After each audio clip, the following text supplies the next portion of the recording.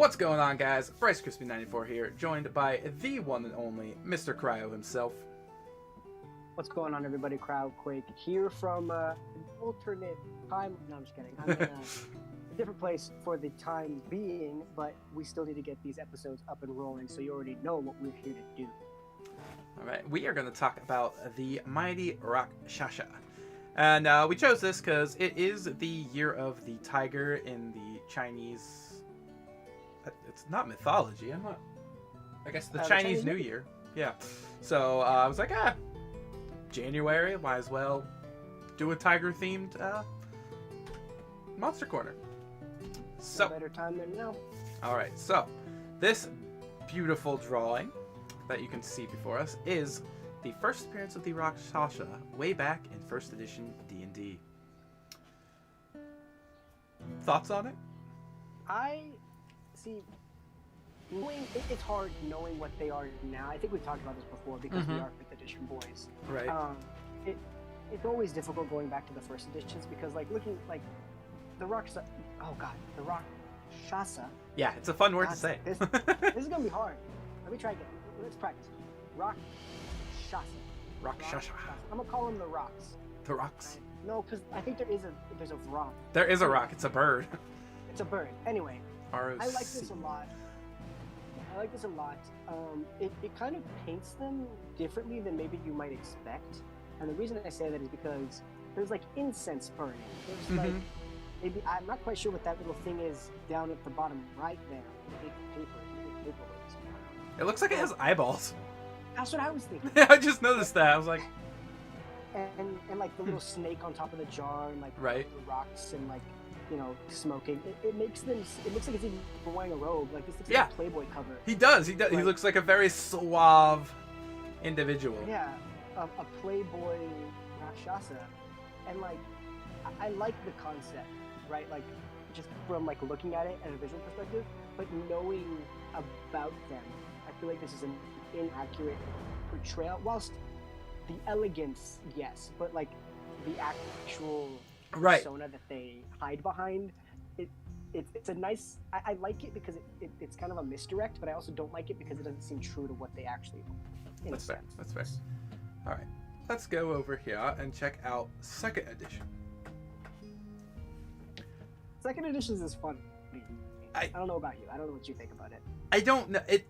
I'm like, okay, I can see it. And then the socks. I see the socks, and I think it's a circus performer. See what's crazy about that is I didn't even see the socks until you told me, and now I hate it. Yeah. Those socks. I was really paying close attention to the hat. The hat's what got me, personally. I don't know. It's playing on their elegance, which I like. This does look like an but it looks like, a circus performer. Right. And, I always feel like these things take heavily from, Indian culture. Yeah. And Hindu culture with, their attire. And I get that from the top, but then I see the socks, and I'm like, are those, typical socks? They just look like circus socks. Why would a tiger-like person need socks? That's another thing. I'm like, why has he got socks on? I don't. I'm not a huge fan of 2nd edition. That also doesn't give the elegant look to me either. He doesn't look that elegant. It's kind of casual. Yeah. I feel like that's what you would see at a typical market in that sort of environment. It's almost, I don't know how to say this without making it seem like it's supposed to be a race-based thing, but it's kind of stereotypical in my mind.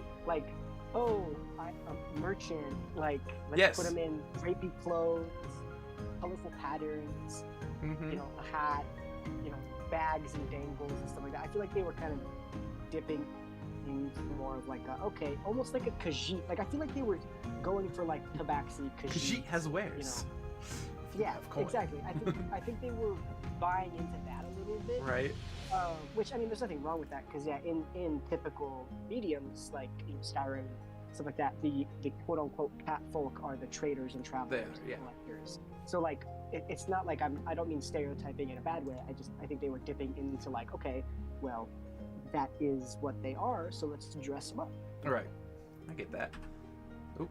I went the wrong way. Okay, there we got 3rd edition. Now, this one I like. I do too. This is the first time it looks evil to me.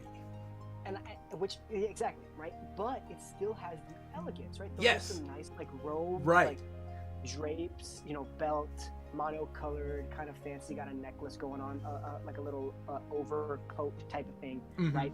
Obviously, I mean, 3rd edition, as we've talked about, 3rd edition is notorious for its just phenomenal art so far in the series. 3rd and 4th edition really seal it for me a lot of the time, because like he's got like a pierced ear up there in the corner. I don't know if you can see that. I didn't notice that, but yeah, I do see that. And like I like the kind of like pulling off little beard, chin strap type yes. thing, the longer hair, kind of typically longer hair and a pointed facial hair piece. Indicative of evil most of the time, right? In yeah. pop culture. If the skulls and fire weren't dead giveaways enough.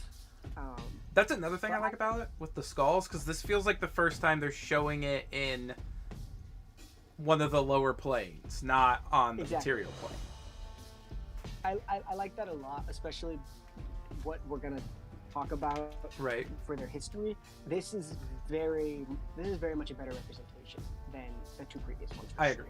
Yeah. So then we get into 4th edition. Oh, I keep hitting the wrong button to go forward, but okay. So here's 4th edition, and again, you get that evil kind of look to it, especially with that beard. I mean, they're definitely playing up the facial expression. Yes. Like the side smirk, pointed up eyebrows, obviously showing off Fangs as like, hey, look, Fangs bad, Fangs evil. He's got the beard, skull. The beard's gross. The beard throws me because I'm like, it's a tiger. Has it got that big of a beard? Like, at least with 3rd edition, it looked like the tiger's hair just kind of styled in a beard. Yeah. This looks like it grew a really thick, rugged, raggy beard. And it looks more like, how do I describe this? Like small little tentacles. Yes, it does. Sense. It's kind of gross. I don't like it. I think that the clothes are okay. I prefer the 3rd edition clothing. I also don't like that it's wearing fur. The fur kind of throws me, but then I think about it, and I think if I saw this thing in its human form, it would remind me of a king. Yeah, I guess. Also, I'm just gonna talk about this because it's throwing me off. Maybe I'm seeing it wrong. Its right arm, does it look like it's backwards? Oh, it does. Like it looks like the palm. Yeah, it's like it's not facing inward towards the body like it should.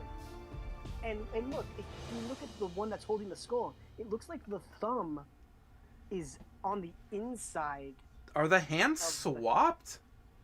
Is that how they're supposed to be, or is that an error? I don't know. Because you see that too, right? Yeah. Because and I'm thinking about it. Yeah, that's really. I don't like that. Because the one holding the skull, it looks like that is its right hand. It looks like that is its, or technically its left hand, because the thumbs are supposed to point outside. Right. That looks like the thumb is pointing inside. So it looks like his left hand is on his right side. But then the other one, it looks like its palm is facing outward. Yes. Which is a completely different form. Like, it would have made sense if both of the thumbs were on the inside. But one, the thumb's on the inside, and the other, the palm is on the back of the hand, and vice versa. So I wonder if that was a drawing mistake, or if that's intentional. I don't know. That is weird. I don't know why I'm getting so caught up on that, but I just now saw that. Maybe I'm tripping, maybe I'm not getting No, hey, we're talking about design here, and that's a design flaw, in my opinion. Because, yeah, I mean, well, also, here's another problem. Do they have 5 fingers? Because if they only have 4 fingers, then technically, maybe that's not the thumb. Oh, true. I'm counting 5 on that hand. Because it could be a very long pinky, but it also it's shaped like a thumb. Right. Yeah, I'm counting 5 on the hand holding the scepter. You can see just Yeah, you're right. 3, a 4th, and then the weird thumb pinky that we don't know what That's it is. so weird. So, also, Nice 4th edition. Nice. I want to talk about the ears on the 4th edition. They look like bat ears. They do look like bat ears. They're not as furry as maybe a cat's ear should be, but maybe that's playing up its demonic. Maybe, yeah. I do get more of a demonic sense from it. I definitely get a more demonic sense from this. The last one, well, I like it more. We can pop back. Looks like a cat person. It does, Cat yeah. person, right? Whilst this looks more like a demon, especially with like the more tentacly type hair. Like it definitely fits that vibe. And if this is an intentional design, that the hands are all effed up, the thumbs on the inside and the palms on the backside, that plays into that. Like, does, yeah. Okay, this creature is not of this world. Right. Right. I think that plays into it more than maybe we're looking too deep into it. But, you know. Whatever. All right, so now we'll move on to the beautifully painted 5th edition Rakshasa. Now, the first thing I did was look at the hands. The hands look weird on this too. They do. And maybe that's just come down to like it's kind of a blurry type of drawing. Right, because they're like watercolor, maybe. Yeah, 5th edition opted for more watercolor-esque design. Right. Does that make sense? So everything's kind of like flowy and mergy. So I can't tell if like there's just not a lot of detail on the hands or like what the deal is. But that does look like a thumb with a nail, like a fingernail. Yeah. On the holding the pipe, and that looks like the thumb is on the inside. Yeah. Maybe because it would be a cat, and they have paws. Maybe they just tried to make all their fingers the same length instead of giving it an actual thumb. Maybe I don't know. Maybe that was an intentional design. I'm not sure. Yeah, I didn't read anything about that, but Wizards, hit us up, because now I'm curious about this. right. This is like this is gonna go down as the thing that I'll never know about you. I'll never figure this out. Never figure out why And I know- Rakshasa's and I'm the hands one- are backwards. And I'm the one who noticed it, so I'm gonna hate myself the rest of my life for that. But in all seriousness, I enjoyed the design. I don't necessarily. I think they opted for more of cat folk. Yes, they went back to that more.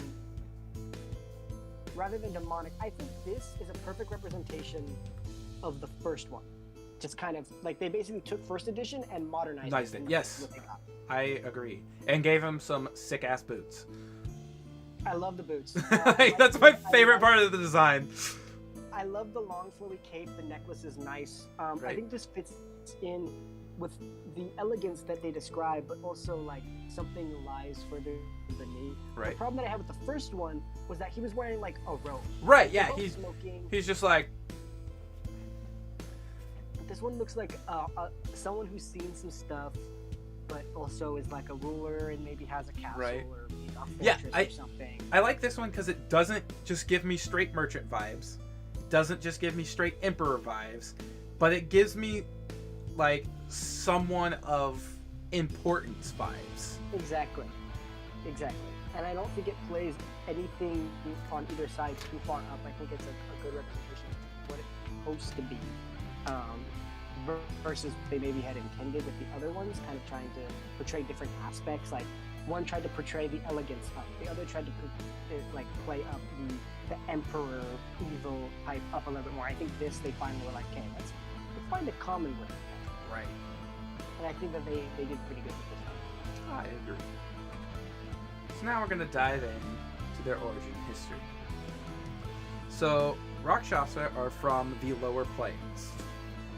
It's really not detailed super well about how they actually came to existence, but it does state that new ones are created every year to take the place of those that were slain. So there's like a never-ending amount of these things being created. Damn. It also, I'm pretty sure, I could be wrong. If I'm wrong, let me know in the comments. But I think they can form on any of the lower planes. I couldn't find anywhere that said that they were from a specific plane, whether it be the Nine Hells, the Abyss. I think it's just kind of wherever they're from, they're from. And then if they die on the material plane, if they aren't slain by a blessed weapon, they will be reborn in the lower planes. And it can take from days to years, depending.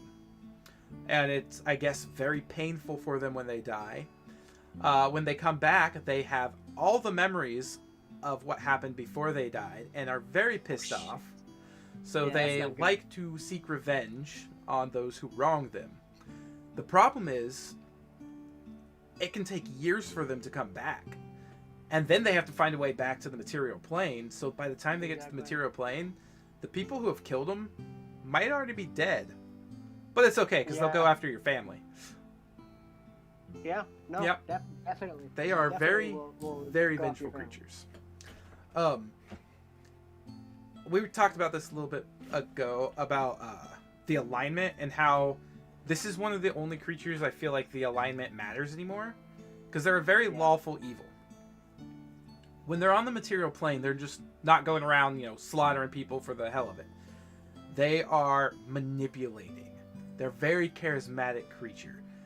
They are trying to, I don't want to say take over the world, but like they are trying to get in positions of power to make decisions that will benefit them. They're politicians. Yes, they are. They're politicians to the core. But yeah, they like to, be, we talked about that they like to be merchants, they like to be emperors, they like to be, gang leaders, anything they can like get into a position of power. While on the material plane, also, I should probably mention this earlier, they don't look like kitties. They look like people. They commonly take the form of human males. Ooh, that leads me up to thinking about something like, what happens if they procreate with other people on the plane? Do they give birth to like half demon, like half fiends? Tieflings. Are they fiendlings? Is that what happens? That I read a thing that tieflings can carry Rakshasa blood. Tieflings can carry Rakshasa blood. Yes. That's interesting. So basically, it would be a Rakshasa tiefling.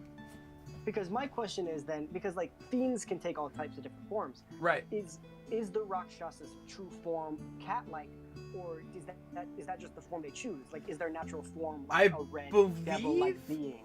Their natural form is actually cat-like, though there have been some with alligator heads or mantis heads. That's sick as shit. Yeah.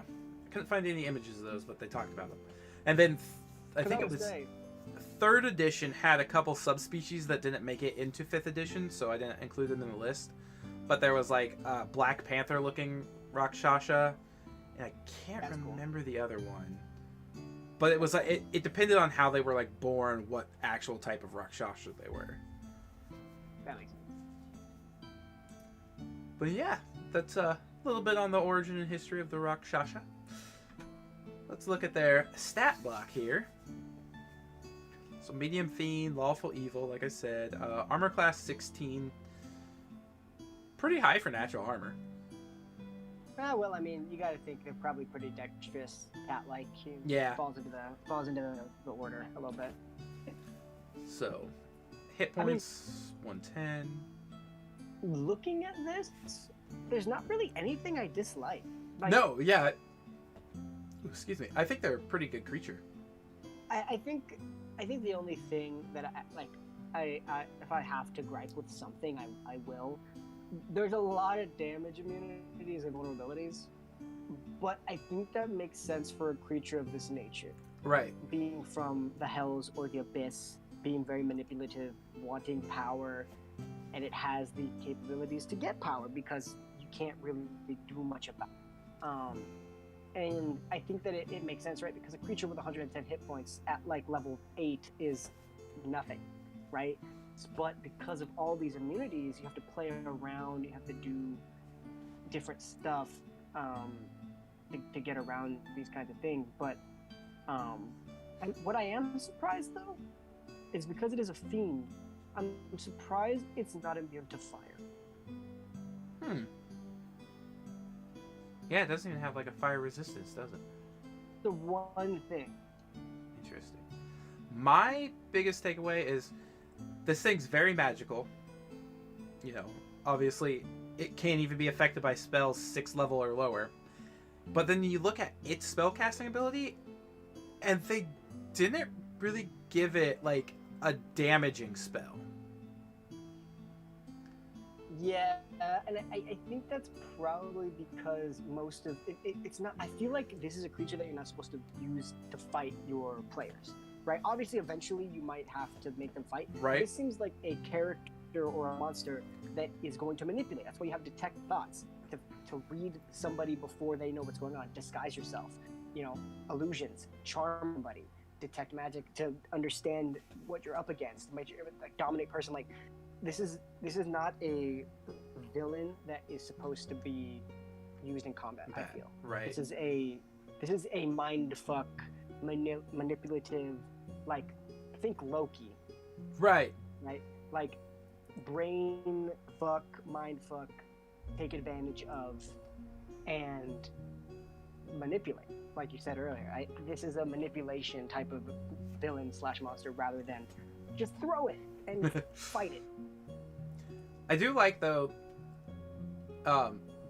because it doesn't have that big of an offensive like spell book, its claw attacks do have the curse effect, which I think is pretty cool. I like adding that in there, especially due to its fiendish nature. I think it fits right in, and I'm actually glad that they did it because it makes it more realistic, right? Like a claw attack from a fiend wouldn't just, oh, owie, I'm hurt, I got scratched. You know what I mean? So I think it makes sense that way. I also do. Yeah. I think looking at like its vulnerabilities, we see the magic weapon thing like we talked about earlier. Stabbing it through the heart with a magic weapon is the only way to actually kill it on the material plane, so I like that they talked about its damage vulnerability there. I like that a lot. I think it's well balanced. I do too. Like, honestly, I think that it has a multi-purpose. Like you can use it for combat, you can use it to stay out of combat, right? Because obviously, like with an arsenal so low, not having a lot of spells that damage, you would want to play the Rakshasa as trying to avoid a fight by any means, and it has all of the capable elements to do that. Right. Okay. So, let's talk about the Zekya Rakshasa. Now, these are a subspecies of Rakshasa that are from Eberron. So, depending on how you feel about Eberron, because I know it's not technically in the Forgotten Realms, it's its own thing, but it's still technically 5th edition, so we're going to talk about it. I would like to take a pause real quick, and I think we have an answer here. Look at the thumb on both hands. Okay, yeah. The thumb is on the bottom. The thumb is on the bottom. I don't understand what was up with the first one where the palm was on the outside. That was weird. But the thumb is on the bottom.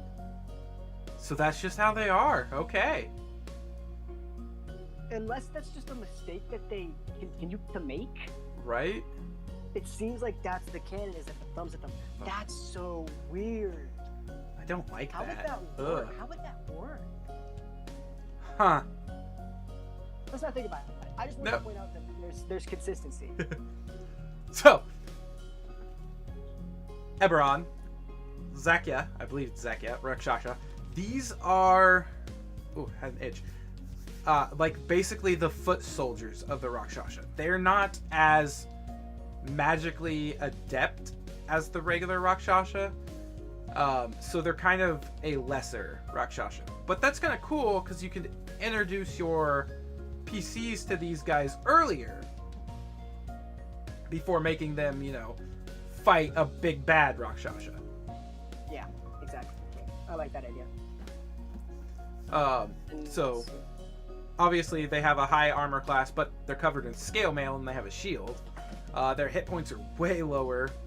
Their movement is less. they're not as charismatic either as the regular Rakshasa. Hence why they're foot soldiers, probably. Right. But they do have the same vulnerabilities and stuff, and damage And the resistances. Much lower challenge rating. I like Yes. the still has magic, albeit as a little bit more limited. I like the the limited magical immunity, right? Because it's basically throwing a Rakshasa party without Right. throwing. Yes. Yeah, It's like you said, a little taste, a little tease Yeah. as to what's to come.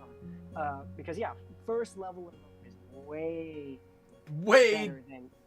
I'm going to cast a 5th level spell. right. You guys don't even have access to 5th level. I spells. know. Like that. I was just thinking about that. I was like, I can cast 3rd level, and that thing would just look at me like, oh, did you just try to strike me with lightning? Like, yeah, okay, I eat lightning. You know what I mean? Yeah. So I like this better. More focus on the weapon itself, magical weapon. It has the Mhm. martial prowess, which I like a lot. Yeah, I think that's cool. Multi-attack. I think it's designed to be what it's supposed to be. A Rakshasa, yes, of course, and it has those abilities that Rakshasa has, but it's also more focused on like, well, I don't have the magical capabilities that Right. others do, so I'm going to be a soldier instead. And Yes. So I think it works out a lot well. Yeah, it's a better. lesser Rakshasa. It's very great for like. It kind of gave them a minion almost. Yeah, that you could throw multiple at without it getting too overbearing. Right. Which is really cool. Yeah. Obviously, it's still Yeah, challenge yeah. 5, so like. You're still gonna want your players to be a little up there before you do that, but But it would be it's a nice challenge. it is. It to is. throw Yeah. at maybe an earlier level or two. Mm-hmm. All right, so now that's it for the subspecies in 5th edition, but there are a couple famous Rakshasas that I wanted to cover real quick. First off, we have Mahati from Baldur's Gate, which is one of my favorite books that I've read. Oh, look at his thumbs. His hand is out and his thumb is down.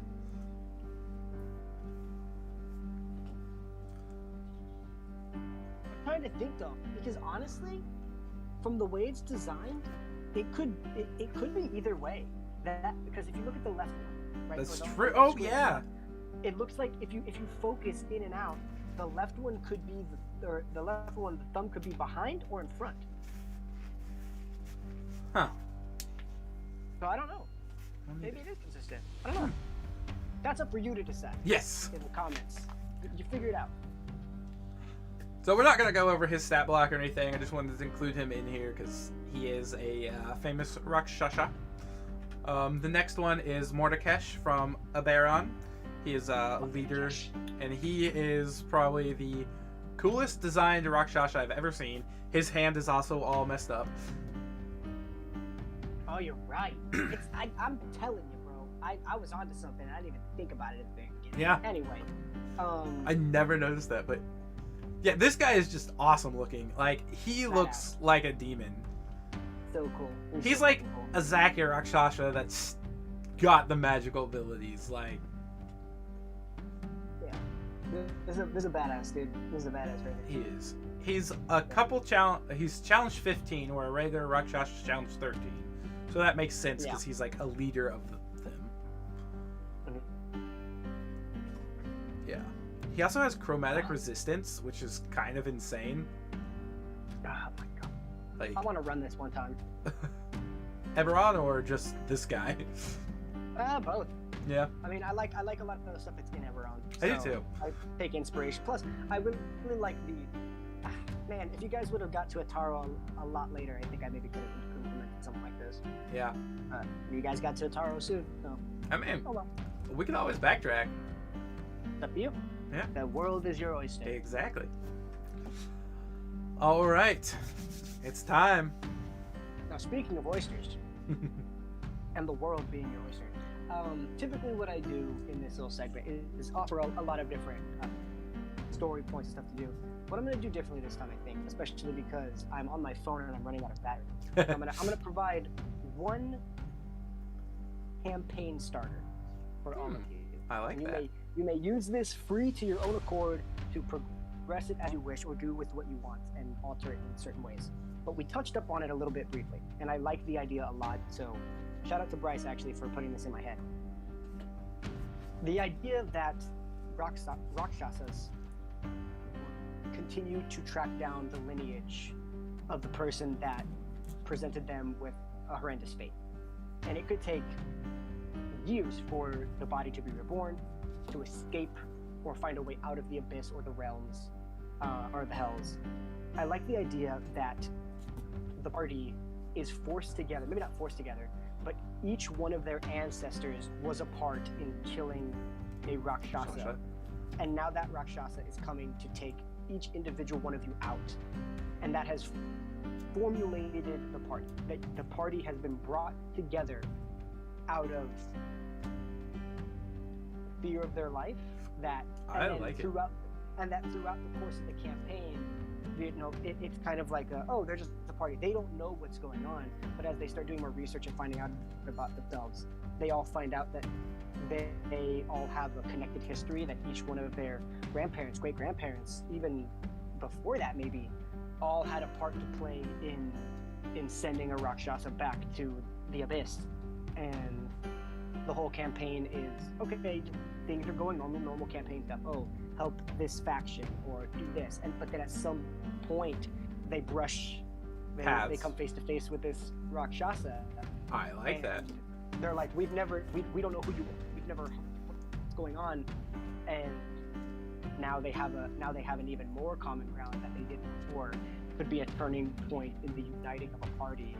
And I think that would be really good. So because my phone's low, that's where I'm going to stop it. You guys use that to your own accord, and use it wisely. I like that a lot. Wish. That is really cool. All right, so that is Cryo's DM advice there. But that's all we have on the Rakshasa, guys. Hope you enjoyed it. We enjoyed being here.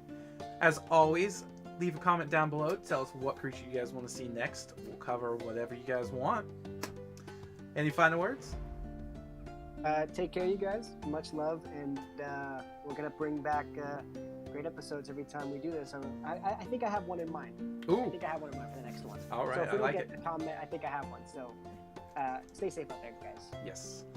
All right. I don't have any more announcements. My Battle Royale will be alive in a couple weeks for you guys to see. Cryo will be in that. He's a mystery character so far.